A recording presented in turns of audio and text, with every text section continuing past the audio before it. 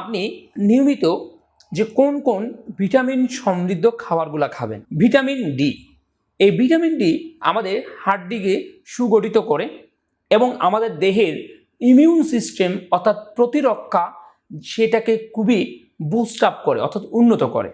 এটার জন্য আপনি নিয়মিত ভোরবেলা সূর্যের আলোতে বসলে যে ভিটামিন ডি সেটার ঘাটতি কখনো হবে না।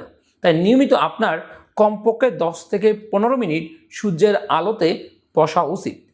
দ্বিতীয় নম্বর হলো ভিটামিন বি12, অর্থাৎ সেটা আমাদের শরীরে রক্তকণিকা তৈরি করতে সাহায্য করে।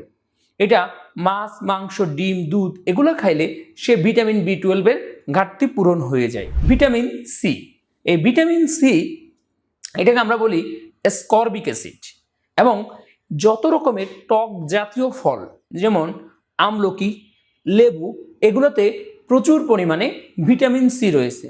ভিটামিন সি আমাদের দেহকে যেমন সুগঠিত করে, দেহের প্রতিরক্ষা যেমন উন্নত করে, তার পাশাপাশি আমাদের কোনো একটা জায়গায় ক্ষতস্থান শুকাতে সাহায্য করে।